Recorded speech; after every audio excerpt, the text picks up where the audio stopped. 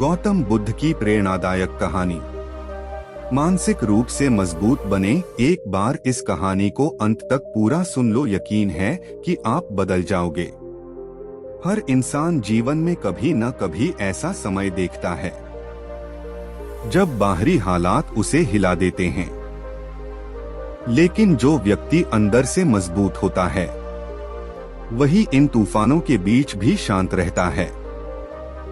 यह कहानी है एक ऐसे युवक की जिसका जीवन बिखर चुका था, लेकिन गौतम बुद्ध की शिक्षाओं ने उसे मानसिक रूप से इतना मजबूत बना दिया कि वह खुद एक मार्गदर्शक बन गया। कहानी की शुरुआत टूटी हुई आत्मा। युवक का नाम था विराट। वह एक योद्धा था, निडर, साहसी और प्रसिद्ध। पर एक युद्ध में वह हार गया। उसके साथियों ने उसे छोड़ दिया, राजा ने उसे अपमानित किया और सबसे बड़ा झटका, उसकी प्रेमिका ने उसे त्याग दिया। वह अंदर से टूट चुका था। एक बार जो सबका आदर्श था, अब अकेला, हारा हुआ और मानसिक रूप से बिखरा हुआ व्यक्ति बन गया। वह सोचने लगा, मैं अब किसी काबिल नहीं हूं, मेरा जीवन समाप्त हो चुका है। लेकिन उसी समय उसके जीवन में प्रवेश हुआ गौतम बुद्ध का। बुद्ध से पहली भेंट, आत्मा की पहचान। विराट हारकर जंगलों में भटक रहा था। वहीं उसे एक वृक्ष के नीचे ध्यान मग्न गौतम बुद्ध दिखाई दिए। उसने बुद्ध को देखा और बोला, भगवान, मैं बाहरी लड़ाई हार चुका हूं, पर अंदर की लड़ाई तो मुझे खा रही है। बताइए, मैं मानसिक रूप से कैसे मजबूत बनूं? बुद्ध ने आंखें खोली, मुस्कुराए और बोले, तूफान को रोक नहीं सकते, लेकिन नाव को मजबूत बना सकते हो। पहला पाठ, खुद को स्वीकार करना। बुद्ध ने विराट को एक कटोरी दी और कहा, जाओ नदी से पानी लाओ। विराट गया, पर नदी का पानी गंदा था।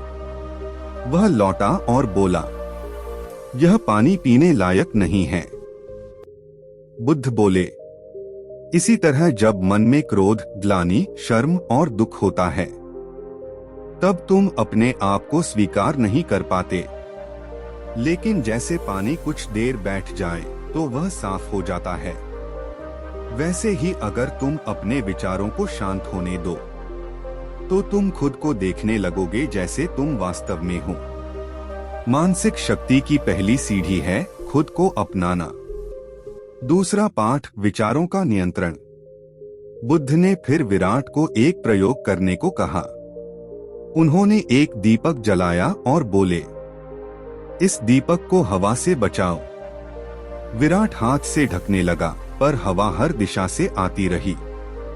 बुद्ध बोले, ठीक वैसे ही जब तुम अपने मन को हर बाहरी चीज से बचाने की कोशिश करते हो तो थक जाते हो, पर जब तुम भीतर से शांत हो जाते हो तो बाहर की हवा तुम्हें परेशान नहीं करती। मानसिक मजबूती तब आती है जब तुम विचारों को बहने दो, पर उन्हें खुद पर हावी न होने दो। तीसरा पाठ, भय से मुक्ति। बुद्ध ने विराट से पूछा, तुम्हें सबसे ज्यादा डर किस बात का है? विराट बोला, लोगों की बातों का, अपमान का, असफलता का। बुद्ध मुस्कुराए। उन्होंने उसे एक गांव भेजा जहां उसे भिक्षा मांगनी थी। हर घर में लोग उसे तिरस्कृत करते, अपशब्द कहते, कई जगह खाना भी नहीं देते। शाम को वह थका हारा लौटा।